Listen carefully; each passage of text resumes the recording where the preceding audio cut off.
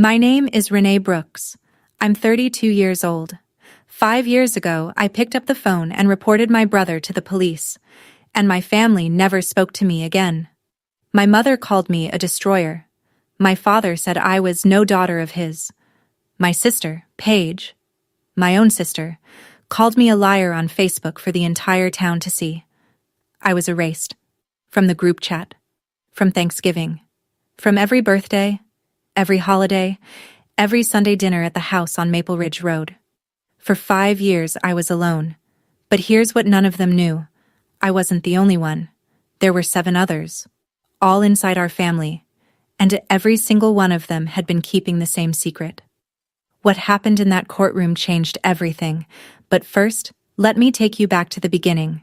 Welcome back to Calm Drama Stories, where families who chose silence learn that the truth has its own timeline.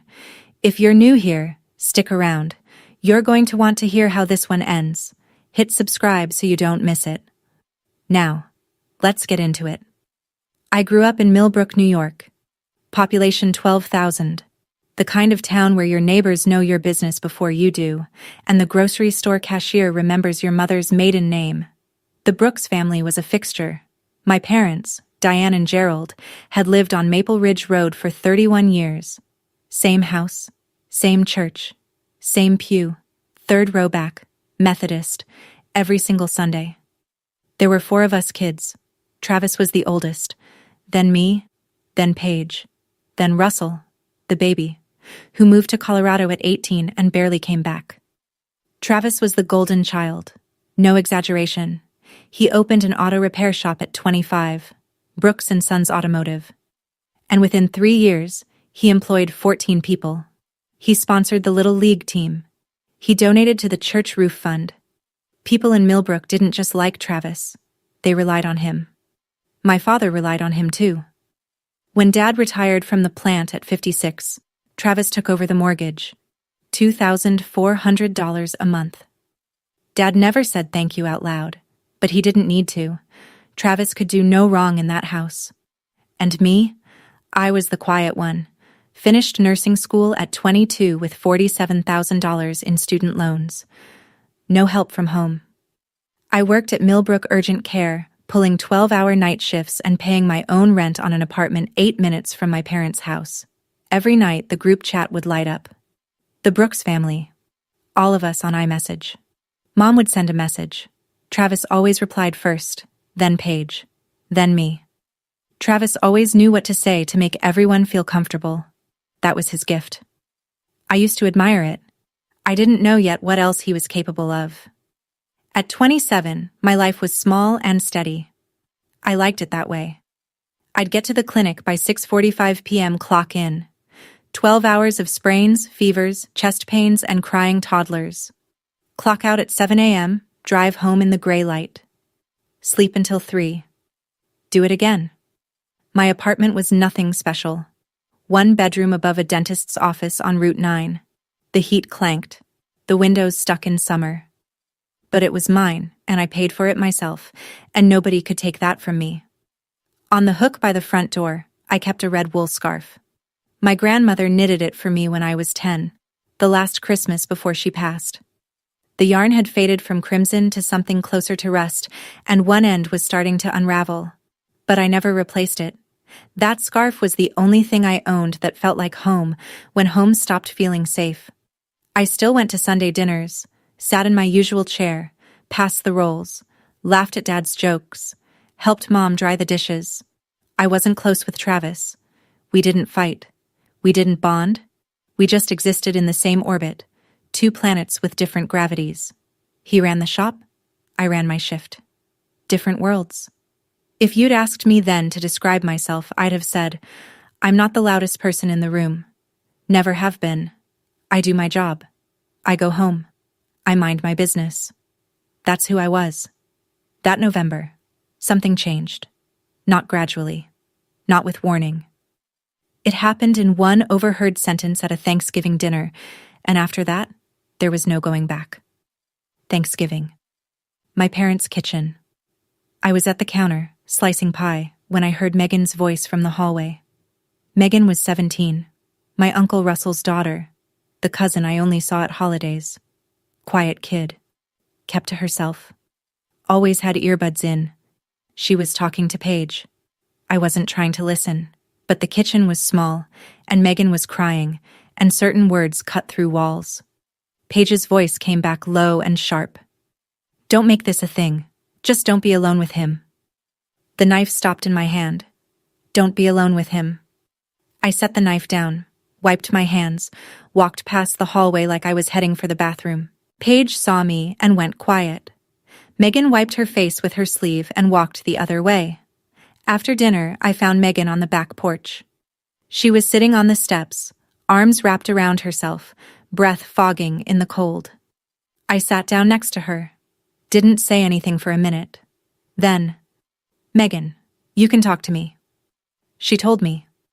I drove home, sat in my car in the parking lot for 40 minutes, engine off, hands on the wheel. The porch light from the dentist's office threw a yellow stripe across my dashboard. I looked up at the hook where my red scarf hung, visible through the window. That scarf was the only warmth in the whole building. The next morning, I called the Dutchess County Sheriff's Office. A woman named Detective Erin Walsh met me at the station. She had a yellow legal pad and a calm voice, and she wrote down everything I told her. Every word. Then she looked up. This is going to be hard, are you sure? I was sure. The investigation moved fast. Travis was questioned within 72 hours.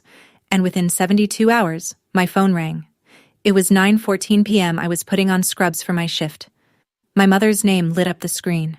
I picked up, and before I could say hello, Diane Brooks delivered the 6 words that would define the next 5 years of my life. You're destroying this family. Not? Is it true? Not? What happened? Not? Are you okay? You're destroying this family. I tried to explain. Mom, Megan told me herself. Megan is a teenager. Teenagers exaggerate. You should know better. I pressed my back against the bathroom wall and closed my eyes. This isn't something a teenager makes up. Travis has done nothing but good for this family, she said. Her voice was flat, rehearsed, like she'd already practiced this speech before calling me. He pays your father's mortgage. He employs half the men in this town. What do you think happens when you take that away? Mom, I couldn't just... You could have come to me first. You could have handled this privately. Instead, you called the police like he's some kind of criminal. I didn't say what I was thinking. I let the silence sit. Then she gave me the ultimatum. Pull the report. Tell the detective it was a misunderstanding, or don't come home for Christmas. I can't do that, Mom. Then don't come home for Christmas. The line went dead. I stood in my bathroom for a long time. The scrubs were cold against my skin. My shift started in 40 minutes. I put on my shoes. I drove to work. I clocked in. And that was the last time my mother spoke to me for 5 years. The next morning, my father called. I picked up hoping for something different. A question, a pause, anything. Gerald Brooks gave me 8 words and a dial tone. No daughter of mine would do this. Click. I stared at the phone. 8 words. 35 years of being his kid, and 8 words was all I got. That afternoon, Paige posted on Facebook. She didn't tag me, but she didn't need to. Everyone in Millbrook knew exactly who she meant. Some people will do anything for attention, even destroy their own brother. Disgusting. 231 likes, 47 comments, 1 from my mother, a single heart emoji. The next week was worse. At work, a patient looked at me across the exam table and said, "You're the one who..." Then stopped herself. But I heard the rest in her silence. The case moved forward for 6 weeks. Then it stopped. Megan was 17. Her parents, my Uncle Russell and his wife, pressured her to recant. They didn't use the word recant. They used the word clarify. Same result. Without corroborating testimony, the DA couldn't build a case. The charges were dropped. Travis went back to the shop, back to church, back to Sunday dinners. The town exhaled. A misunderstanding. A jealous sister. A teenage girl who exaggerated. Case dismissed. Detective Walsh called me the day it happened. Her voice was careful. "I'm sorry, Renee, I believe you, but I can't move forward without more." I nodded into the phone like she could see me. "I'm keeping this file open," she said. "If anything changes, I'll be here." That was December of 2021. I didn't know it then, but the clock had just started ticking. The exile was surgical. First, the group chat. I watched my name disappear from the Brooks family on a Tuesday afternoon while I was eating lunch at my desk. 1 second, I was in. The next, the thread was gone. 27 years of belonging, deleted with one swipe. Then Christmas. I drove past my parents' house on Christmas Eve and saw the cars in the driveway. Paige's Jetta, Travis's truck, Mom's Buick, lights in every window. I kept driving. Then my birthday in February. No call, no card, no text. For the first time in 28 years, Diane Brooks did not wish me a happy birthday. The town followed the family's lead. The woman at the post office stopped making eye contact. The barista at Grounds and Glory started spelling my name wrong on purpose. Renee, Raina, Rain. Small cruelties from small people. I wrote my mother a letter. 3 pages. I explained why I reported. I told her I loved her. I told her I'd rather lose every holiday than stay silent. She never replied. I mailed Paige a gift for her 25th birthday. A bracelet from the craft fair she used to drag me to every summer. The box came back 2 weeks later, unopened. Returned to sender. I held the box in my hands for a long time. The tape was still smooth. The bow was still tied. She hadn't even looked inside. I set it on my kitchen counter and stared at it while the coffee got cold. I had 2 choices: stay in a town that had chosen my brother's silence over my truth, or leave everything I knew behind. I chose the second one. March, a Wednesday. I loaded my car before sunrise. The apartment above the dentist's office was empty. I'd cleaned it twice. Once because it needed it. Once because I needed something to do with my hands. The walls had lighter squares where my pictures used to hang. The kitchen counter had a ring from my coffee mug that wouldn't come out no matter how hard I scrubbed. I took the red scarf off the hook by the door and wrapped it around my neck. The yarn smelled like nothing now. Not like Grandma's house. Not like lavender. Not like anything. But I could still feel the weight of it. I locked the door. Dropped the key in the landlord's mailbox. Got in my car. 3 hours north to Albany. 1 suitcase, 1 box of books, a nursing license, and 0 family members who would answer my calls. I didn't look in the rearview mirror when I crossed the town line. I didn't cry. I didn't turn on the radio. I just drove. The next 5 years of my life fit into 3 sentences. I worked, I healed, and I built a life that no one could take from me. Albany was gray and loud and anonymous. I loved it. I got a job at Albany Medical Center within 2 weeks. Night shift. Same hours. Different building. Nobody knew my name, and nobody knew my brothers, and that was the best thing that had happened to me in months. The first 2 years were survival. I rented a studio on Washington Avenue with radiator heat and a window that faced a brick wall. I ate oatmeal for dinner 3 nights a week. I paid my loans on time every single month, $47,000 whittled down to 39, then 32, then 26. I started studying for my nurse practitioner certification, evenings at the library, weekends in the study room, clinicals at a free clinic in the South End. I passed on the first attempt. I also started therapy, every Tuesday at 5. My therapist's name was Dr. Lindgren, and she had a habit of saying things that landed like stones in still water. One session, about 6 months in, I told her I felt like I'd broken my family. She put her pen down and looked at me. "You didn't break your family, Renee. The silence did." I wrote that sentence on a sticky note and put it on my bathroom mirror. It stayed there for 3 years. I started running. First a mile, then 3, then a 5K. Then a half marathon in Saratoga.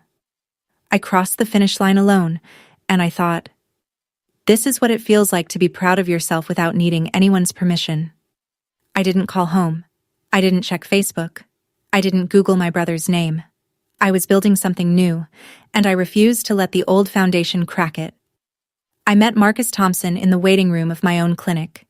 He'd cut his hand on a piece of rebar at a construction site. 3 stitches. Nothing serious. He was 32, calm, polite, and he kept apologizing for bleeding on the chair. "It's an urgent care," I told him. "Bleeding is kind of the point." He laughed. I noticed he had kind eyes and a voice that didn't rush. He came back 2 weeks later to get the stitches out, and then again a week after that, with a question about a tetanus shot that we both knew he didn't actually need. We got coffee, then dinner. Then Saturday mornings at the farmer's market where he'd carry the bags and I'd pick out the tomatoes, and neither of us talked about anything heavy. 3 months in, he asked about my family. I said, "I don't really talk to them." He nodded. Okay. That was it. No follow-up. No prying. Just, okay. 6 months in, I told him everything. We were on his couch, and the words came out like they'd been waiting. I told him about Megan, about the phone call, about my mother's 6 words, about the box that came back unopened. Marcus listened to all of it. He didn't interrupt. He didn't react with shock or anger or pity. When I finished, he was quiet for a 10 count, and then he said 3 words. "You did the right thing."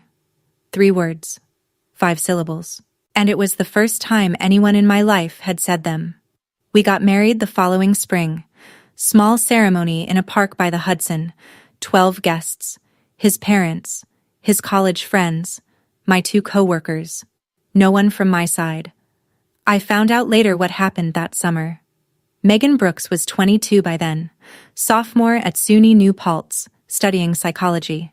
She'd transferred twice and taken a year off, the kind of academic record that looks scattered from the outside, but makes perfect sense when you know the inside.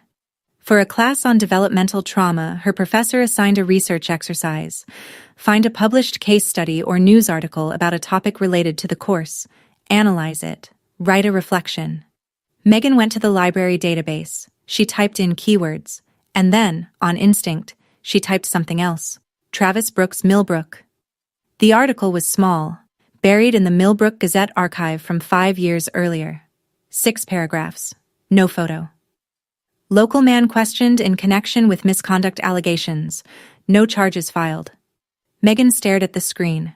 She read the article twice. She recognized my name. I was referred to as a family member who reported the allegations to authorities. She sat in that library chair for 45 minutes. Then she pulled up the browser and searched for the Dutchess County Sheriff's non-emergency line. She didn't call her mother. She didn't call Russell. She didn't call Diane or Paige or anyone in the Brooks family. She called the number at the bottom of the article. Detective Aaron Walsh picked up. I wouldn't learn about this phone call for another 14 months. By then, 6 more people would have made the same call. But Megan was first. Megan, the girl who'd been crying in the hallway 5 Thanksgivings ago, the one Paige told to keep quiet. She wasn't keeping quiet anymore. By the time I turned 31, my life in Albany looked like someone else's story. Marcus and I bought a small Cape Cod in Delmar, 15 minutes south of the city.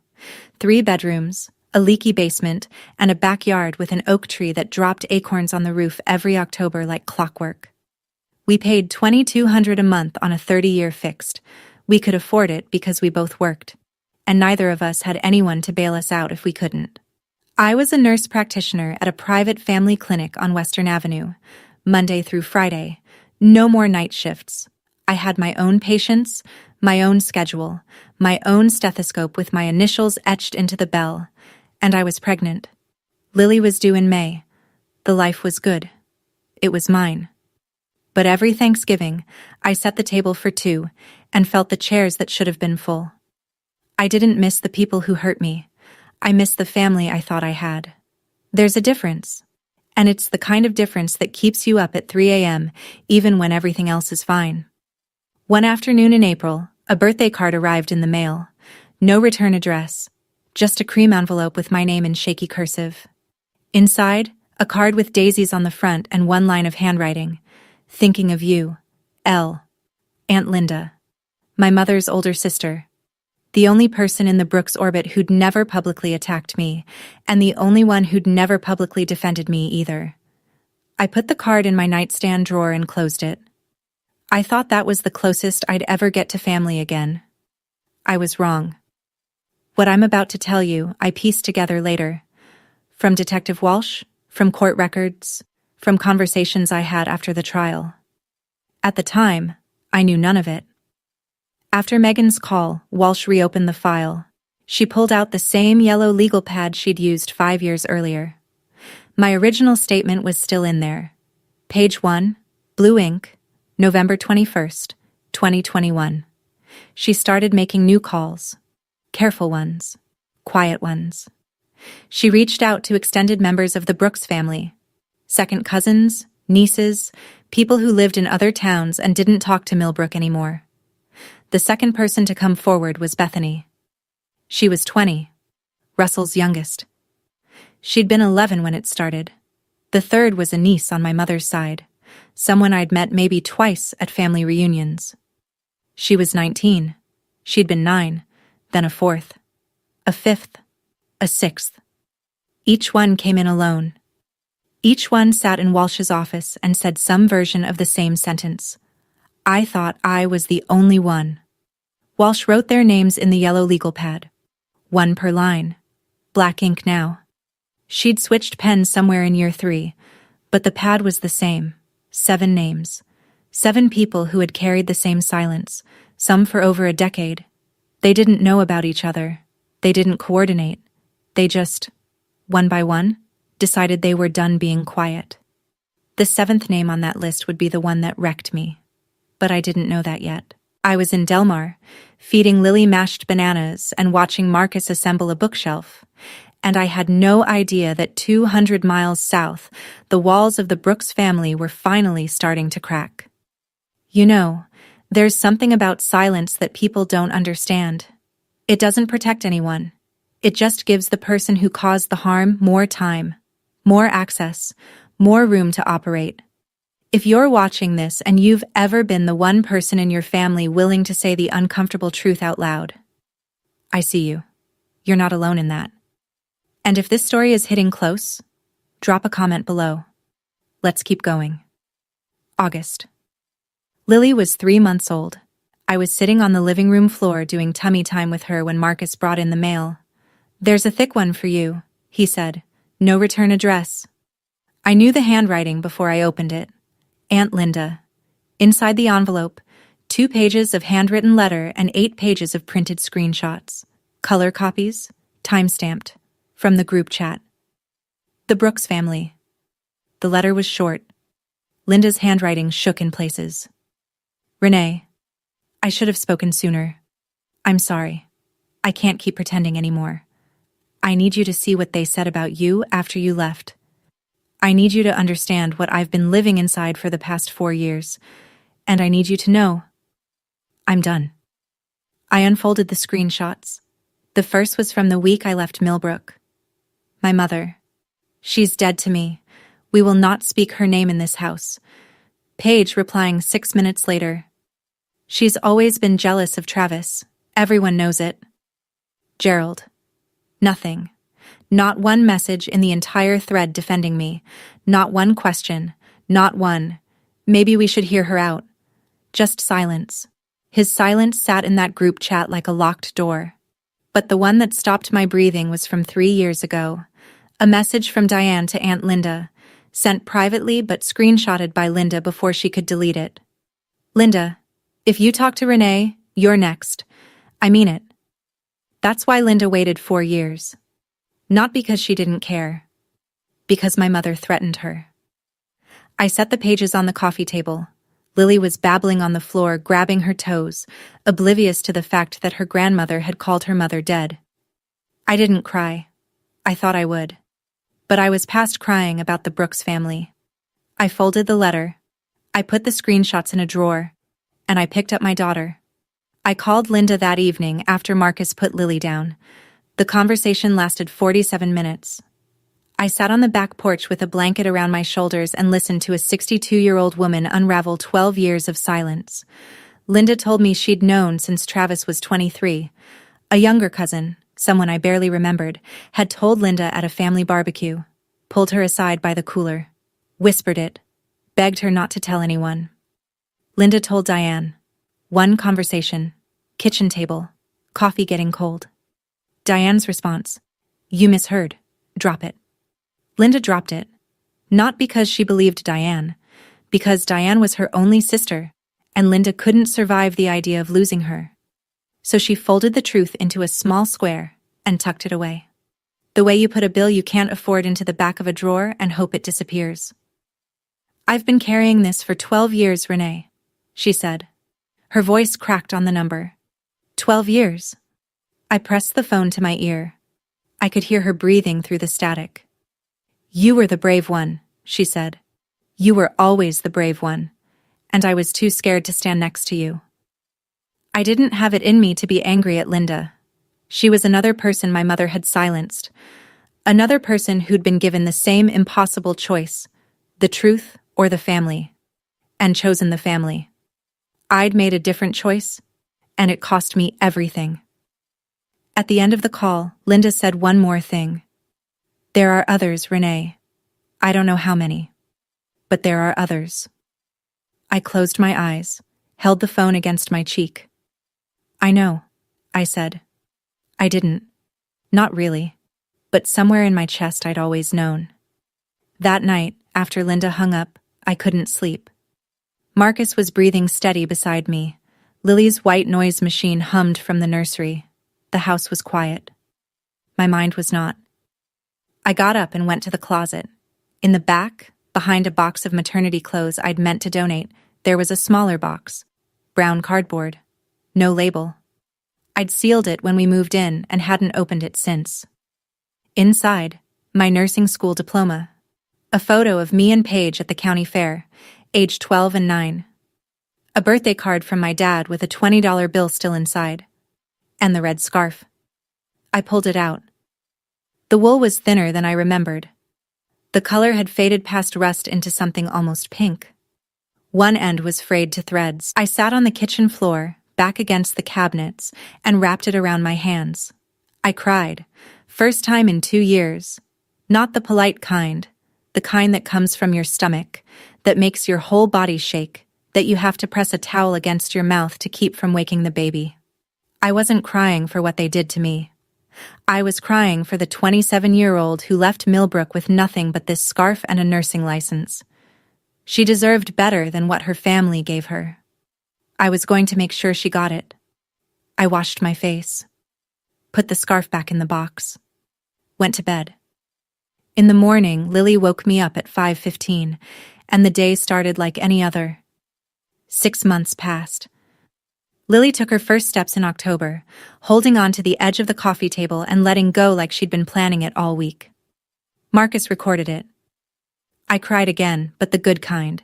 I got a raise at the clinic. We paid off the car. Marcus started coaching a youth basketball team on Saturday mornings. I planted tomatoes in the backyard that died within a month because I forgot to water them. Normal life. Simple life. The kind of life I'd spent 5 years earning the right to have. I didn't call Linda again. We'd said what needed saying. There was nothing left to add. And sometimes the most respectful thing two people can do is let a conversation end. Twice that fall, my phone buzzed with calls from a Millbrook area code. I didn't pick up. Both times, the voicemail was empty. Just 4 seconds of silence and a click. I deleted them. Winter came. Lily turned 1. We had a party. Marcus's parents, 2 couples from the neighborhood, a cake with a single candle.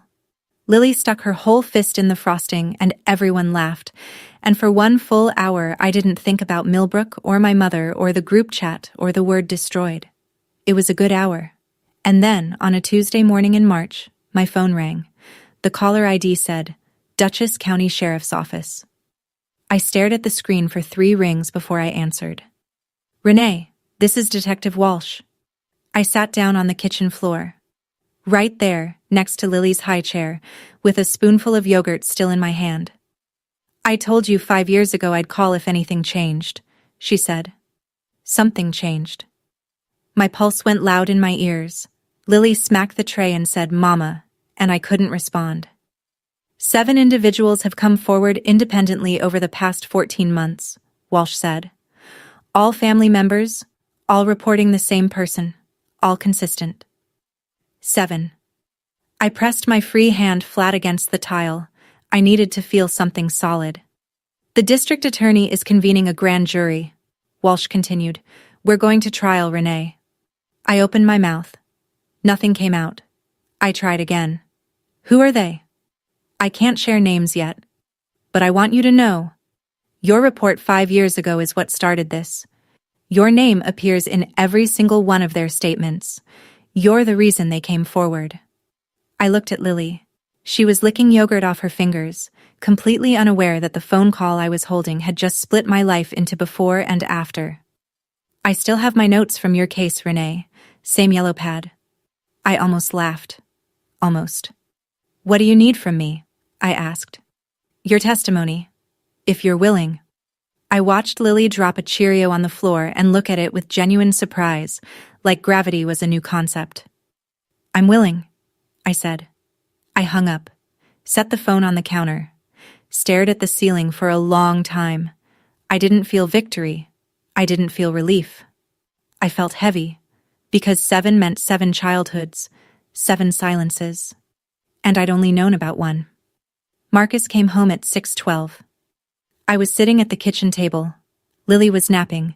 The yogurt was still on the high chair tray, dried into a crust. He looked at my face and set his bag down slowly. What happened? Walsh called. 7 people came forward. They're going to trial. Marcus pulled out a chair and sat across from me. He didn't speak for a while. Then, 7? 7. He put his hand on the table, palm up. I put mine in it. This isn't a victory, I said. This is 7 people who were hurt and nobody stopped it. Including me. I reported once, and I left. You didn't leave. You were pushed out. Maybe. But I could have fought harder. I could have stayed. I could have gone door to door to every cousin and aunt and... Renee. He squeezed my hand. You were 27 years old. You went to the police. Your entire family turned on you. Your own mother told you she'd disown you. You did more than anyone else in that family was willing to do. I knew he was right. But knowing and feeling are 2 different zip codes, and I was stuck at the border. That Thursday, I sat in Dr. Lindgren's office and told her about the call. She listened with her hands folded, the way she always did. You cannot hold yourself responsible for a system that was designed to silence you, she said. I peeled the cuticle on my thumb until it bled. They were children, I said. And you tried to help. And the system failed. And now the system is trying again. 2 weeks later, a manila envelope arrived from the Dutchess County DA's office. Inside was a subpoena. I was being called to testify. The grand jury indicted Travis on 11 counts. The Millbrook Gazette ran it on the front page. First time a Brooks had been on the front page for anything other than a Little League sponsorship. Diane went into overdrive. I heard this from Linda, who heard it from a cousin in town. My mother called every family member she could reach. The script was always the same. This is a misunderstanding. Travis would never. These girls are confused. These girls. Like it was a club. Like they'd organized. Then my father called me. First time in 5 years. His name on my screen felt like finding a spider in your shoe. Renee. His voice was thin. Old. You need to stop this. You need to tell them you made it up. I didn't make it up, Dad. And I'm not the one who came forward this time. 7 other people did. Silence. The kind that sounds like a door closing. He hung up. 2 days later, Paige sent a text. 1 line. You're going to regret this. I screenshotted it. Forwarded it to my attorney. Didn't reply. Travis posted on Facebook the same week. The truth will come out. I'm innocent. Thank you to everyone standing by me. 847 likes. 112 comments. Praying for you, Travis. We know who you are. Stay strong, brother. I didn't read the comments, Marcus did. He kept the phone away from me and only told me the ones that mattered. "There's one from your old coworker at the clinic," he said. She wrote, "I believe Renee."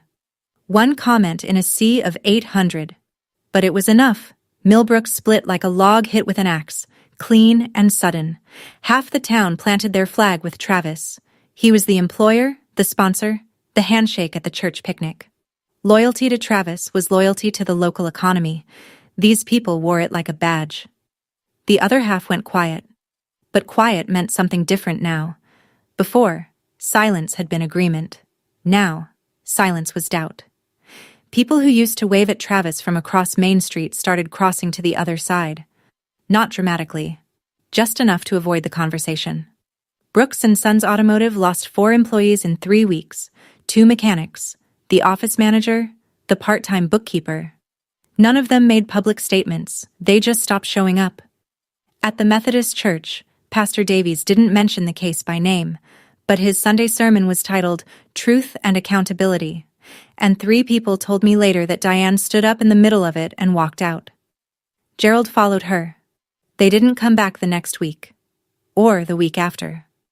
On the Millbrook Community Forum, a Facebook group with 9,000 members, someone posted, "If 7 people say the same thing, maybe it's time we listen."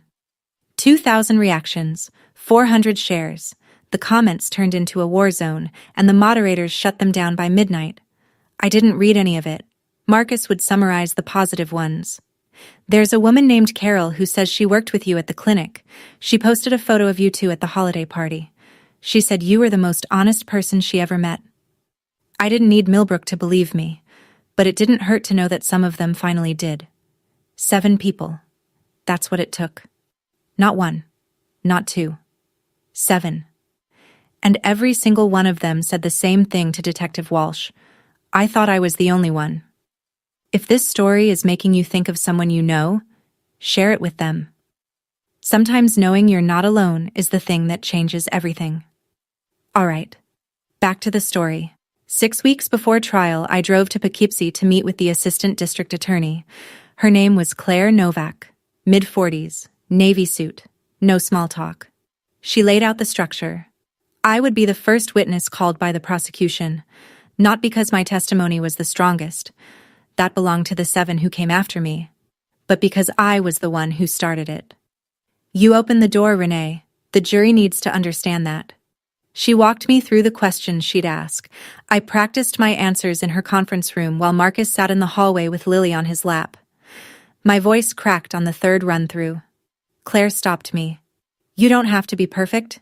You just have to be honest." I drove home and couldn't eat dinner. Marcus didn't push it. He made soup and left it on the counter for when I was ready. That night, I lay in bed and stared at the ceiling and heard my father's voice. No daughter of mine would do this. 5 years old and still sharp. I wondered what he'd say when he saw me on the stand. I wondered if he'd look at me or look away. Walsh called me 3 days later, routine check-in, but she mentioned something that knocked the air out of me. "I want you to be prepared," she said. "One of the 7 witnesses is someone you grew up with. Someone close." "Who?" "I can't tell you yet, but you'll know when you see the witness list." I hung up, sat on the edge of the bed, pressed my palms together like I was praying, except I wasn't praying. I was holding myself together. Trial date, October 14th. 6 weeks away. 3 weeks before trial. I was unloading groceries from the car when I saw the Buick. My mother's powder blue Buick LeSabre, parked on my street in Del Mar, 3 hours from Millbrook. Diane was standing on my front porch. She looked smaller than I remembered. Her hair had gone fully gray. She was wearing a coat I didn't recognize. I set the grocery bags on the ground and walked up the steps. We stood 3 feet apart. "I'm your mother," she said. Her eyes were swollen. "Please, don't do this to your brother. Don't do this to me. You drove 3 hours to ask me to protect the person who hurt 7 people in our family." I kept my voice low, steady. 7, Mom. 7. They're lying. They're all lying. Travis would never... Then let the jury decide. She grabbed my wrist. Her fingers were cold. "If you testify, I will never forgive you." I didn't pull away. I looked down at her hand on my arm. The same hand that used to braid my hair, that used to hold mine in the church pew, that used to press a cold washcloth to my forehead when I was sick. You haven't forgiven me in 5 years, I said. What's one more thing? She let go. Her hand dropped to her side. Then she looked past me, through the open front door, into the living room. Lily was sitting on the rug, stacking foam blocks.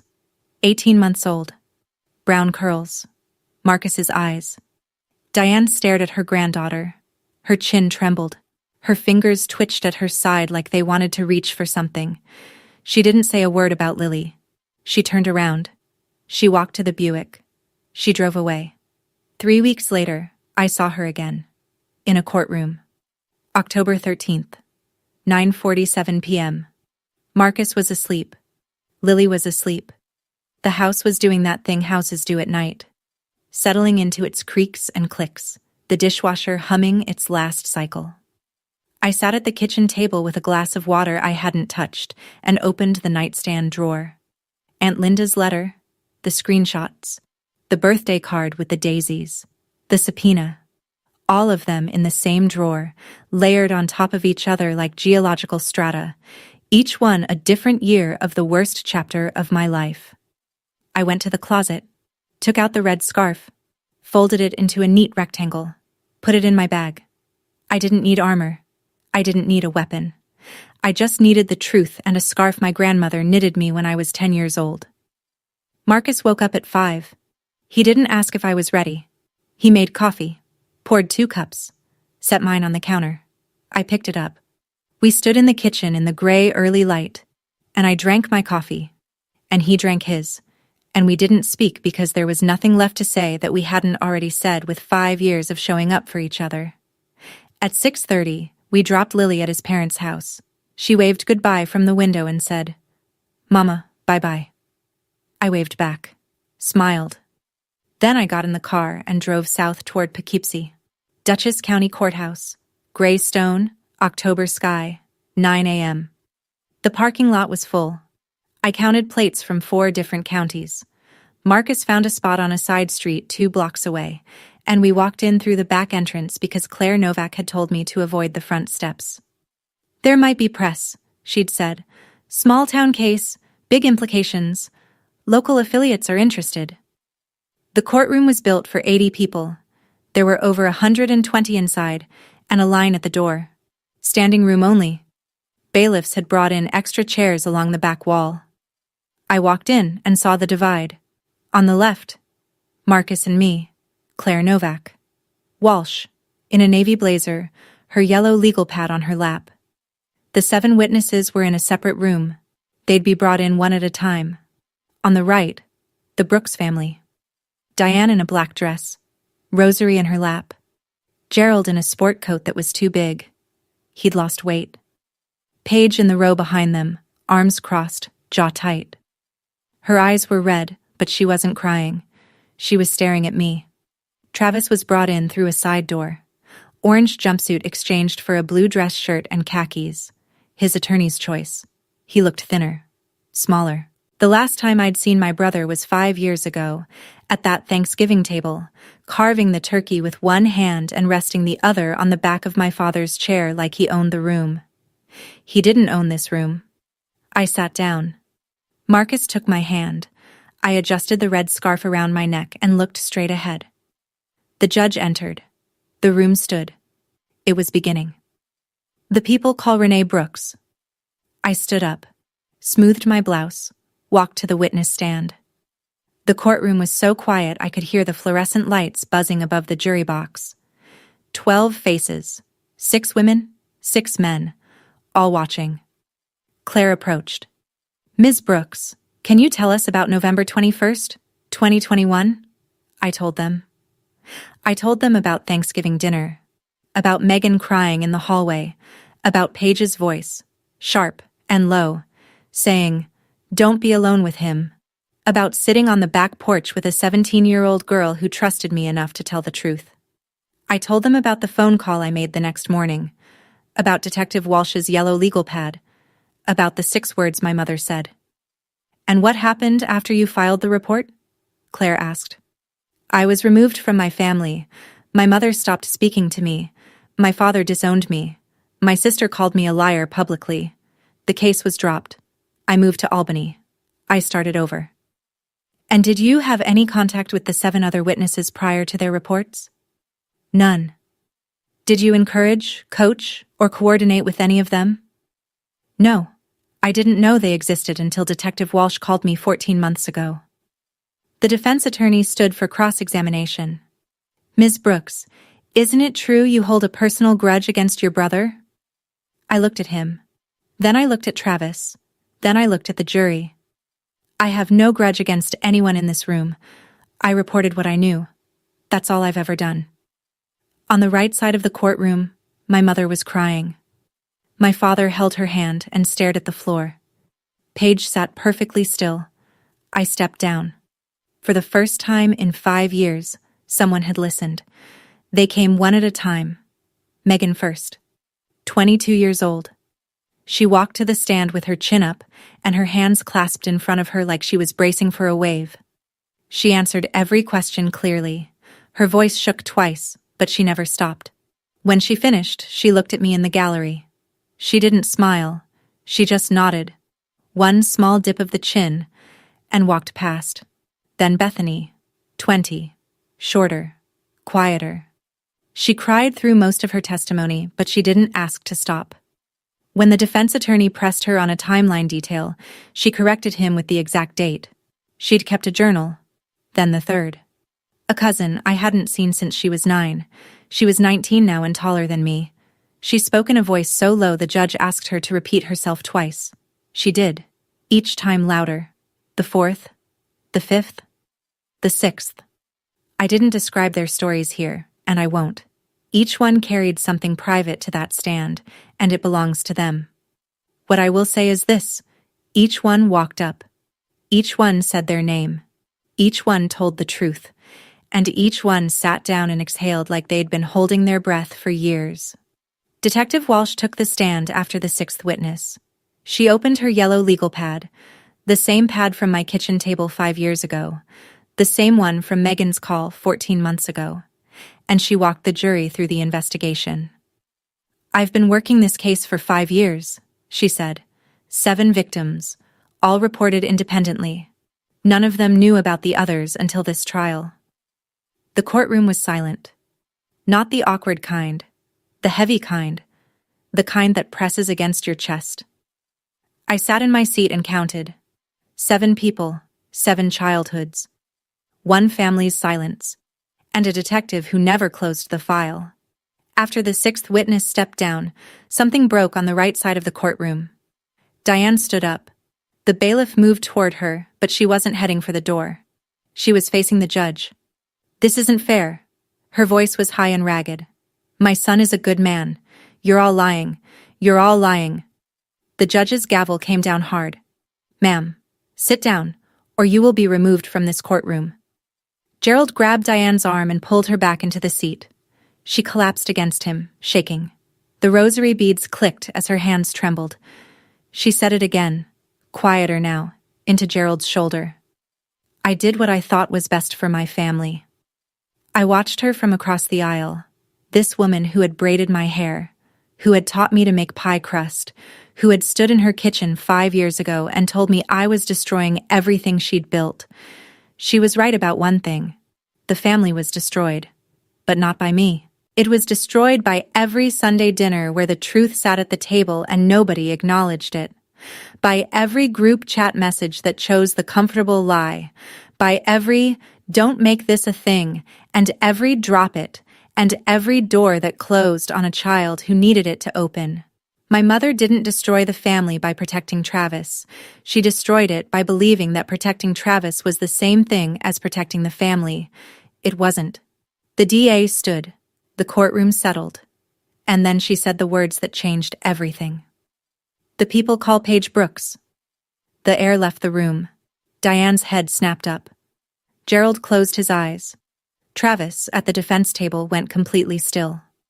Paige stood up from the row behind her parents. Her legs were unsteady. She gripped the back of the bench in front of her. Then she let go and walked to the stand. She was sworn in. She sat down. Her hands were flat on her knees, pressing hard, like she was trying to keep herself from floating away.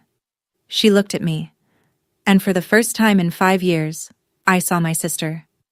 Not the person who posted on Facebook. Not the voice that called me a liar. Not the hand that sent back the birthday gift. My sister. The girl I shared a room with until I was 12. The one who used to crawl into my bed during thunderstorms. She opened her mouth. Tears ran down her face, but her voice was clear. I believed you. I always believed you. Because it happened to me too. The courtroom didn't gasp. It just stopped. Every sound, every breath, every rustle of paper. Like the whole room had been submerged. Diane made a small sound. Not a word. Just a sound. The kind you make when something you've been holding for 30 years finally falls. Paige spoke for 3 minutes. Then she looked at me again.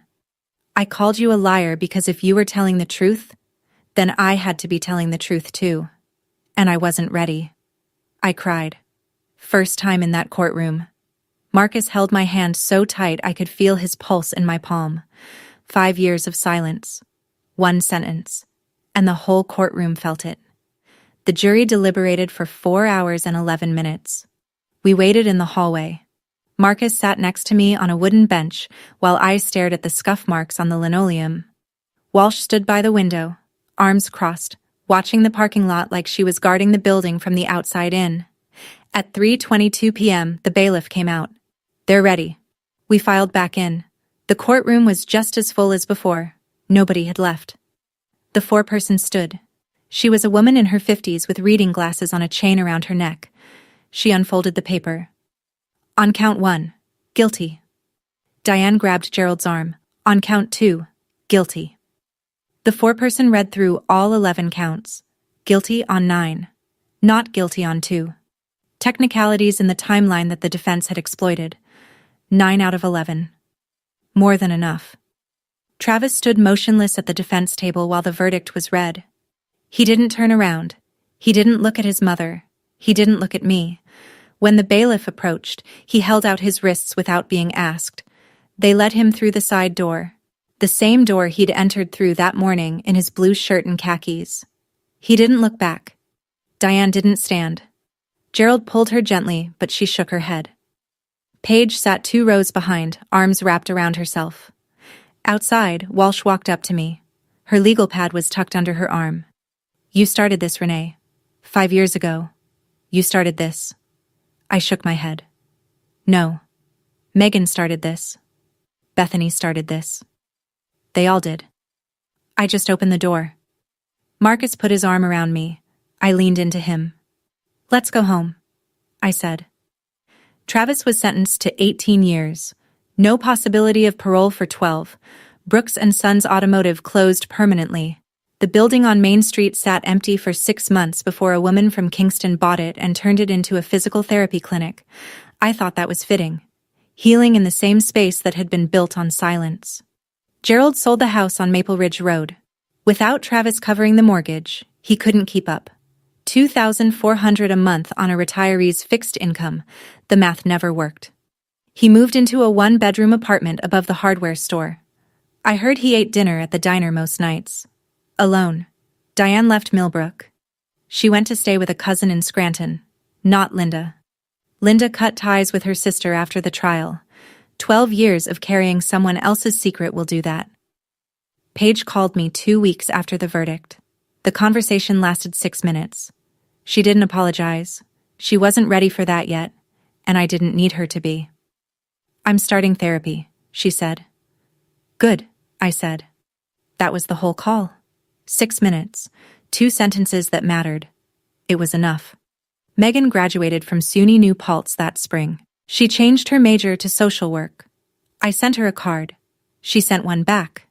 Inside, she'd written, "Thank you for going first." Millbrook didn't talk about the Brooks family much after that, but the Methodist Church started a support fund. Anonymous donations, anonymous access. Small change, quiet change. The kind that doesn't make the news but reshapes a town one conversation at a time.